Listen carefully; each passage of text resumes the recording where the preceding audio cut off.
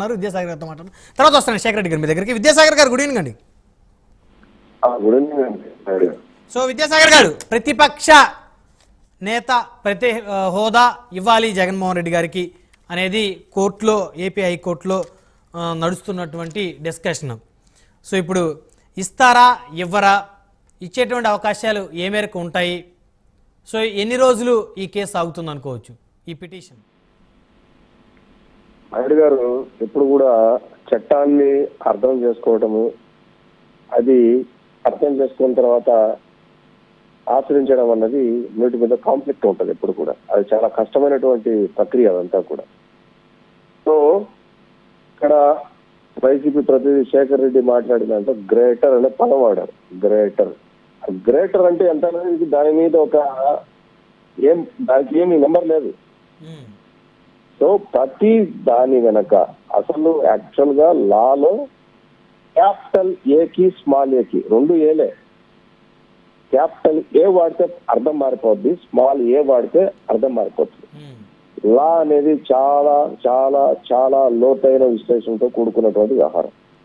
అట్లాగే మీరు political party registration దగ్గర నుంచి ఏ పొలిటికల్ పార్టీకి ఎంత పర్సెంటేజ్ ఓటు ఉండాలి, జాతీయ పార్టీకి అయితే, స్టేట్ పార్టీకి అయితే ఎంత పర్సెంటేజ్ ఓటు ఉండాలి, ఎప్పుడు సింబల్ ఇస్తారు, ఎప్పుడు కామన్ సింబల్ ఇస్తారు, ఎప్పుడు కామన్ సింబల్ లేకుండా నార్మల్ గా ఇస్తారు అనే మీద ప్రతి విషయం మీద ఒక్కొక్క విషయాల మీద అవగాహన ఉంటుంది. అవగాహన కలిగి చట్టం రాసి ఉంటుంది. దాన్ని ఇంటర్ప్రిటేషన్ అని మనం అంటే మనకు ఒక ఊహాజనితమైనటువంటి ఒక ఆలోచన తీసుకొని వచ్చి దాంట్లోకి చొప్పించడం, వాళ్ళ ఆలోచన మాట తీరును తెలివిని చొప్పించి దాన్ని వక్రీకరించి దానికి మళ్ళా కోర్టుకు వెళ్తూ ఉంటారు అన్నమాట. కానీ కోర్టులు ఎప్పుడు కూడా మూల సిద్ధాంతం మీద ఆధారపడి ఉంటాయి. అంటే కాన్స్టిట్యూషనల్ బాడీస్ కానీ ఏవైతే అథారిటీస్ ఏవైతే ఉంటాయో మూల సిద్ధాంతంలోకి శోధించి మీ పిటిషన్ కరెక్ట్ అవునా కాదా అన్న దాని మీద అక్కడ జడ్జిమెంట్ ఉంటుంది. అంతే తప్ప ఢిల్లీ అసెంబ్లీ ఇచ్చేటువంటి 3 సీట్లు వచ్చిన బీజేపీకి ప్రతిపక్షం అంటే అది కేవలం డిస్క్రిమినేషన్ ఆఫ్ ది స్పీకర్, అంతవరకే. అది హక్కు కాదు. మళ్ళీ చెప్తున్నా, అది హక్కు కాదు. రెండవది పుచ్చలపల్లి సుందరయ్య గారు కావచ్చు, అంతకుముందు ఉన్నాడు కాదు, అది స్పీకర్ డిస్క్రిషన్ మాత్రమే. ఆ రోజు ఈ 10% గురించి ఆ రోజు చట్టంలో లేదే, మరి గ్రేటర్ నెంబర్ అనే పదం ఆ రోజు చట్టంలో లేదే, బిజినెస్ లాలో లేదే. అసెంబ్లీలో ఎందుకు ఇచ్చారంటే అపెద్దరికమనో, హోదానో, వాళ్ళ యొక్క బ్యాక్గ్రౌండ్ అనో, వాళ్ళకి ఇచ్చేటువంటి గౌరవం, సంబంధించిన గౌరవం ఇవ్వాలనే ఉద్దేశంతో ఇచ్చేటువంటి ప్రక్రియ మాత్రమే. హక్కు ఎక్కడా ఉండదు. నెంబర్ 1 ఇది. నెంబర్ 1. నెంబర్ 2, మనకు అన్ని దేశంలో ఉన్నటువంటి అన్ని అసెంబ్లీలు 28 అసెంబ్లీలు ప్లస్ కేంద్ర పాలిత 8 ప్రాంతాల్లో ఉన్నటువంటి అసెంబ్లీలు ఏవైతే ఉన్నాయో వాటికి మౌలికంగా ప్రాథమికంగా ఫాలో అవ్వాల్సింది పార్లమెంట్ బిజినెస్ రూల్స్. దీన్ని ఎవరు మార్చాడు? ఎవరు మార్చారు? పార్లమెంట్ బిజినెస్ రూల్స్ స్టేట్ వర్తింప చేయాల్సిందే.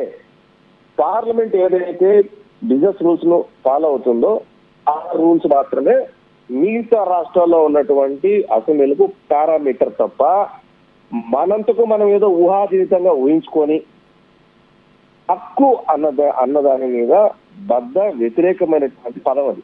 హక్కు కాదు, discretion of the speaker. Discretion of the speaker కి హక్కు అనడానికి చాలా తేడా ఉంటది. ఇది హక్కు కానే కాదు. Greater number it means what it means అన్న దాని మీద ఆల్రెడీ 2-3 సుప్రీంకోర్టులో కేసులు పెండింగ్ ఉన్నాయి. ఆ కేసుల మీద గ్రేటర్ నెంబర్ దాని మీద మేము చెప్పలేమని మీద ఆల్రెడీ ఒక రకమైనటువంటి అఫిడవిట్ లో కూడా కేంద్ర ప్రభుత్వం సమర్పించడం జరిగింది. జగన్మోహన్ రెడ్డి గారికి హక్కు కాదు, మళ్ళీ చెప్తున్నా. శేఖర్ రెడ్డి గారు, సో హక్కు అయితే కాదు జగన్మోహన్ రెడ్డి గారికి అంటున్నారు. ఒక్క నిమిషం అండి. ఇప్పుడు ఏదైతే విద్యాసాగర్ గారు మాట్లాడుతూ గ్రేటర్ అనే పదం మాట్లాడారండి. విద్యాసాగర్ అన్న ఇది ఎలా ఉంటే యాక్ట్ నెంబర్ 3 2007 లో చేశారన్న, అమెండ్మెంట్ చేశారు. యాక్ట్ నెంబర్ 3 చట్టం తీసుకొచ్చారన్న 2007 అసెంబ్లీలో తీసుకొచ్చిన చట్టం అన్న. ఇది బయట తీసుకొచ్చిన చట్టం కదా, అసెంబ్లీలో తీసుకొచ్చిన చట్టంలో ఏం చెప్తుందంటే, in this act the term leader of the opposition in the Andhra Pradesh legislative assembly or the legislative council means that member of the Andhra Pradesh Legislative Assembly or Legislative Council as the case may be, who is for the time being the leader in the house of the party in opposition to the government having the greatest